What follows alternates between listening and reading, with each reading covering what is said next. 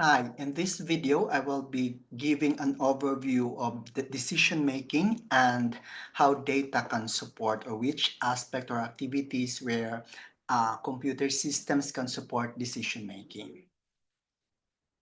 So this is the technical perspective on how information or data can support decision making.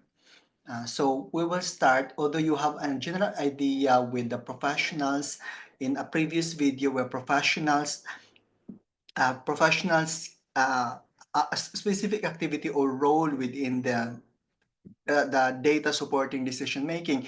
This is a technical overview of the framework, or we call this a high level architecture of business intelligence. So let's start from the left side from data sources. As we know, there are data sources collected by various mechanisms. So the people involved here from technical staff, the purpose of data collection would be to build a data warehouse. So we have an idea of a data warehouse where the purpose is to organize, summarize, and standardize the data collected from various sources. As I've said before, the data from various departments is not necessarily be the same sources. So for example, the HR, although HR has its own table in a centralized database, the structure of the table is not designed for decision making, but designed to support the efficient or effective efficient storage or limit storage of the data within the computer system. So that means it's not really organized to support decision making. So technical staff or the IT professionals or data science data people who are working on data would try to organize the data collected to be aligned with what has been asked by the top level management or decision makers. So once the data has been organized, we now call this the data warehouse. That means the organized, summarized, and standardized data based on the initial input of the managers or management. We can now build a data warehouse. Remember that data warehouse typically designed to support decision making, to make data accessible, to make accessible data efficiently or easily, compared to storage or when transaction processing systems or the um, systems that support regular operations or operational support systems, type of information system. The purpose is to collect data easily and organize it in such a way that it has an efficient storage, meaning limited storage requirements, organized in a less redundancy, and organized such that less storage will be needed. While on the other hand, the data warehouse would be to arrange the data efficiently to support decision making. So the idea in reality, when you capture data from the regular operations, you are actually distributing the data to make the storage efficient. But in data warehousing, we are now again grouping some of the tables to directly support decision making.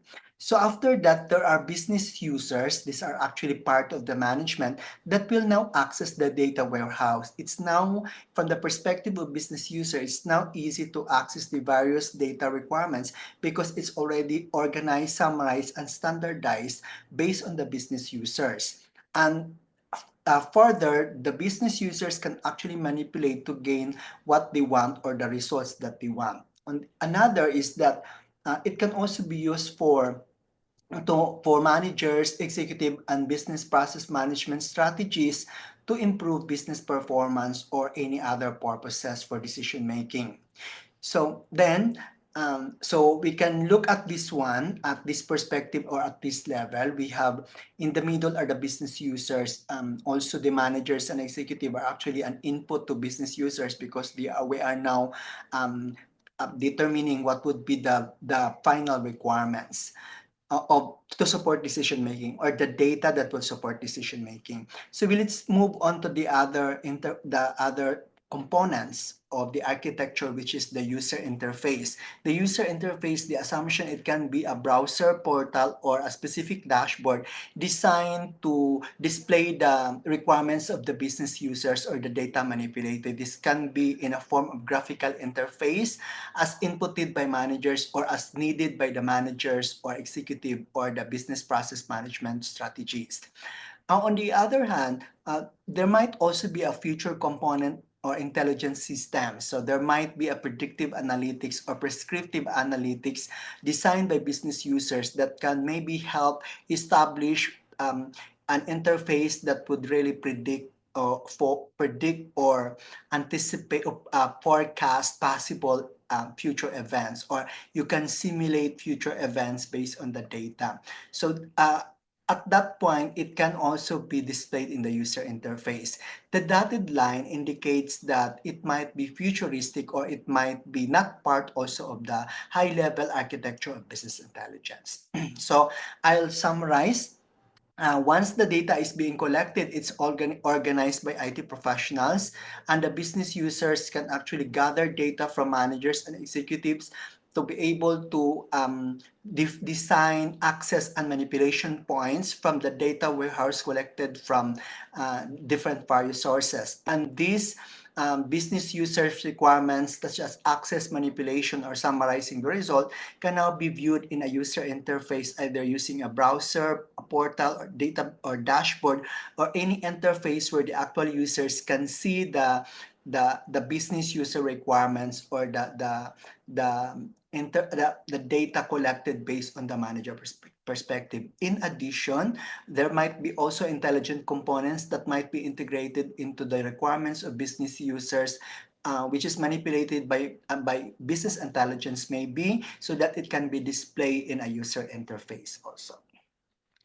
Next is, from that perspective, so now what would be the possible result or output of the business intelligence system? So here we have three types of analytics, which is very common. You can see this anywhere related to business intelligence. So we have three part. We have reporting. We call this reporting, but there are other terms for this one. It might be descriptive. The reporting is descriptive analytics. Second is predictive analytics. And third is prescriptive analytics. So it can be an overlapping part based on this description, but the level of summarizing or consolidation of data can be this level, or the level of analysis needed might be also in a form of like this one, a ladder or higher level of analysis, but there is an overlap among them. So let's start with reporting, or what I call descriptive analytics. So the purpose of descriptive analytics is to produce visualization, periodic and ad hoc reporting, and trend analysis. So you can see, for example, if you have a list later on my lecture, where I have a sample data that I can show you how to conduct the descriptive analytics. This is a simple statistical analysis on the data available and maybe form some graphs for easier analysis. So that's the purpose of descriptive. We want to provide a description about the data being collected, or the data being consolidated by the technical staff.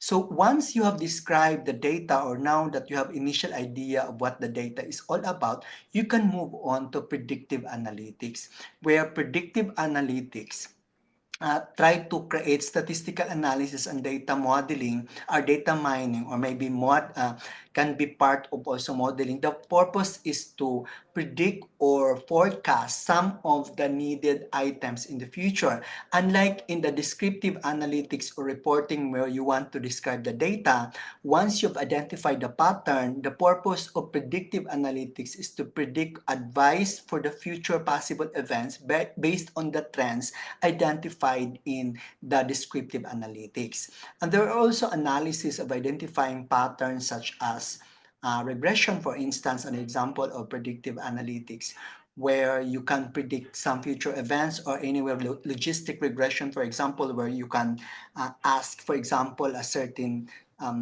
model whether it predicts or not, or it's true or false or whatever, depending on the problem that you are taking up. So this one, and the three items, we have the visualization or the descriptive, you want to describe, then forecast or predictive, which is the for possible future events using statistical analysis and data mining. Lastly, the prescriptive or the management science models and solution. These are instead of having to support the prediction, the prescriptive analytics will provide some specific advice based on situation.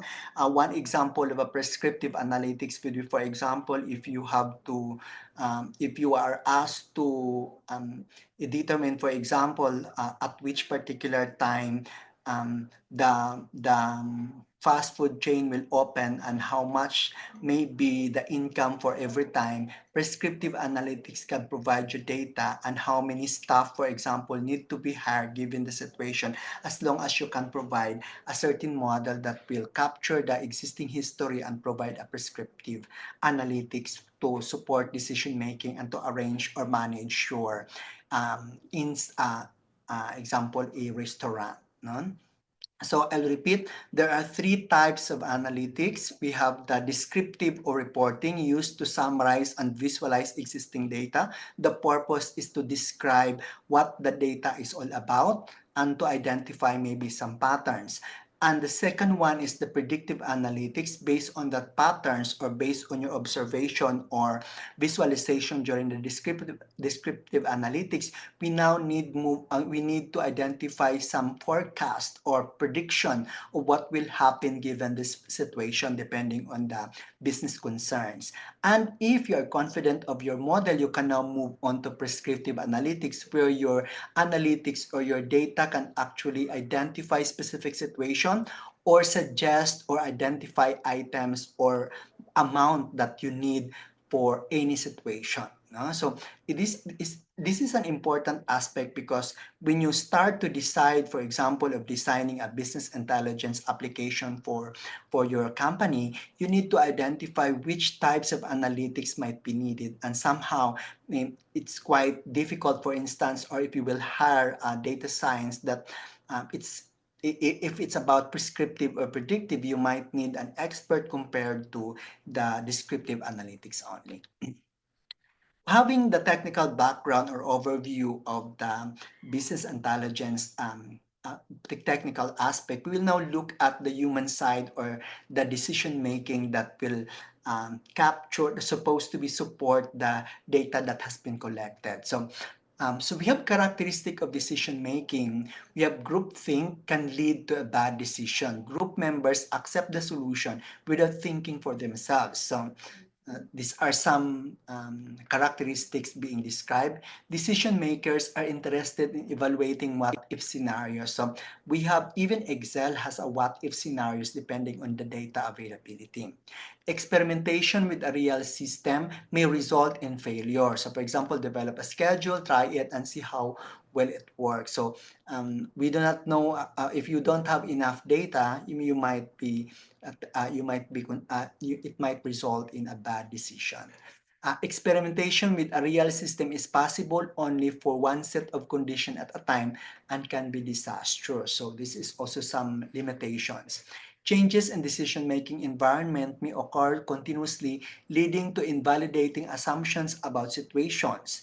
For example, deliveries around holiday times may increase, requiring a different view of the problem. So meaning the influence of the environment is important for decision making, and this is also can be seen in your descriptive analytics. For example, you can say some pattern, but there are days, for instance, where erratic or that your data doesn't conform with everyday activities. So you need to identify what events trigger for that particular changes in the pattern.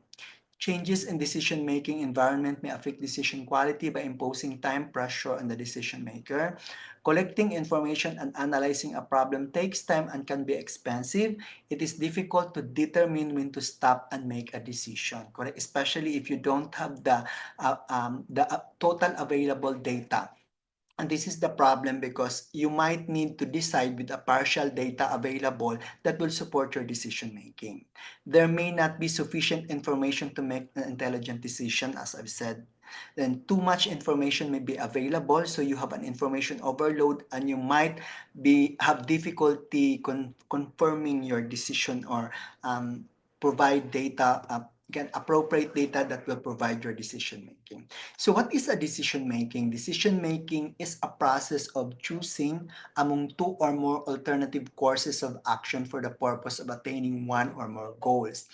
Decision making is directly influenced by several major disciplines, some of which are behavioral and some of which are scientific. Especially if we use intuition, for example, it might be considered behavioral but cannot be captured by some of the data, or you might lack data to support the decision making or the intuition that you're thinking of. In fact, there are really research that will prove that relying your decision from data alone would not necessarily make you into a good decision maker, but you might need some expertise and sometimes partly intuition or experience within the company not captured by data that will help you provide good decision. And an important characteristic of management support system is their emphasis on the effectiveness or goodness of the decision produced rather than on the computational efficiency of obtaining it. This is usually a major concern of transaction processing system. Okay. So that means if it takes time for you and cost to produce decision making with less cost, so it might be unpractical. It might be unpractical for you to produce this data where in fact the decision making doesn't involve that much cost. From the business perspective, you need to consider some aspects of cost associated with producing that information that will most probably support your decision making. So we might consider because data is available and you might need to analyze more and maybe a lot of people will be involved, but you don't determine the benefits, how much cost associated with that decision making.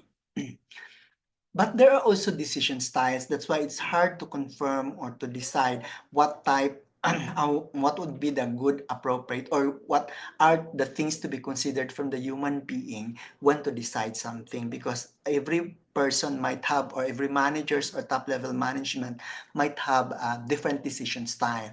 Where decision style is the manner by which decision makers think and react to problems. It is the manner by which decision makers think and react to problems. This includes the way they perceive a problem, their cognitive responses, and how values and beliefs vary from individual to individual and from situation to situation. So it might be heuristics and analytic style, so or versus analytic style. The meaning they're following heuristics might be following some patterns or existing step-by-step aspects, while analytical styles might be need to analyze some of the aspects of the data before they will decide. It might also be autocratic versus democratic. Autocratic, that means it might be dependent on a few individuals for decision making, and democratic would be a consultative type wherein many will be involved in the decision making, or maybe many will also determine the purpose or the the the influence of the decision, meaning it's not only a few or an individual who will decide, but they will also ask for the opinion or perspective of other individuals. And depending on the situation, there might be a need to have an autocratic decision or democratic. Different decision styles requires different types of support. So it might be that if you are at heuristic types, compared to analytical, so you might be it might be important for you to have data, and maybe data can always support any of the decision making, but in the end you might provide some intuition or experience because not all aspect can be captured by data, depending on also on the intention of the decision makers. So to illustrate it, we have the phases of decision making by Simon. um, so we have here this is the reality and how intelligent systems actually support the reality decision making. So because we cannot capture the reality, so we need to have a simplified version or assumption about reality where things need to be decided. So we can start with the intelligence phase. This is organization objectives, search and scanning procedures, data collection, problem identification, problem ownership, problem classification, and problem statement. But take note, the end of the intelligence phase is to identify the problem or problem statement. So let's start when you decide, let's start what is the objective or the decision. And of course, we have a search and scanning procedure that might be needed also to support data that will be needed to support the data collection process. What are the data that needs to be captured to or determined to be able to align those data collection for the decision that is needed in the future.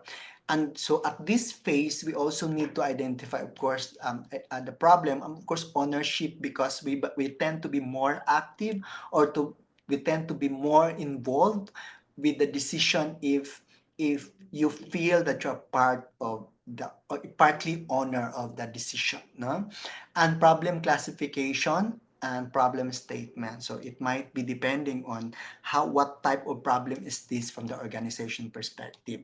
And after this, so that means that your representation of the reality might be limited in the sense, and this is the reason why there might be some intuition to be integrated, because there are aspects that might not be represented well because of the simplification at this stage.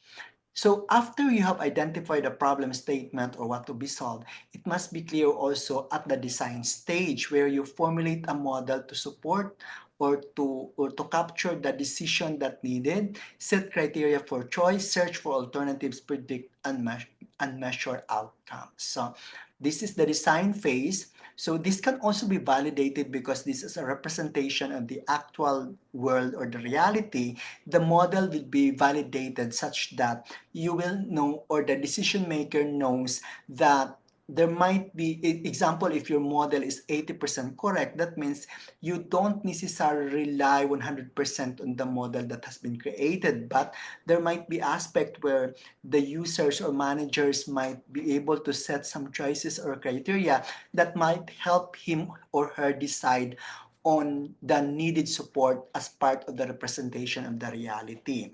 And that would be, for example, if you have a 50% model performance based on your testing or validation, so it might be that the consideration of the managers or decision maker would be less into the model because it only represents partially about the world.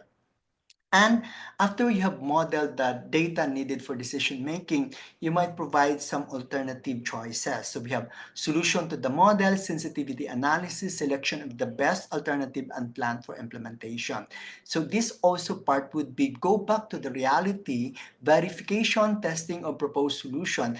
You can use actually the previous situation and apply the model that you're using. And determine whether it's correct or not, or how much it represented actually from the model, depending on the problem that you have identified. And it would really change depending on the situation. And the implementation of solution, actually the real problem that you're addressing, if it's really it really represents the needed decision. So if you look at the phases of the decision making, you can already identify which part would be data is needed from these major processes. And although it might be a different flow depending on the organization, but somehow you might have these phases and it might be termed differently depending on the organization. But we try to illustrate here how the human being or an organization might decide from the perspective of having data support or in a model form. And it might be that you have a perfect model, but it doesn't really came up as 100% implementation a success for the solution, because the data that you might be using might be outdated even if it's already 1 week. even if the model, for example, in the incoming election would be, they will identify who will be the number 1, 2, 3, 4, and in actual, that's the implementation. There might be discrepancies based on that data input because it's hard to represent the recency or the present mindset of other people, or you might not able to capture the present data, even if it's only days, but you might not be able to capture the reality based on the data available, because there's some process, as discussed earlier, the collection of data might not be automatic, and there might be triggering or enabling points in your company where the data will be transferred to data warehouse for further processing. Okay. So with that, that's the overview of the business intelligence and decision making, and I hope that you have captured the major points of the lecture.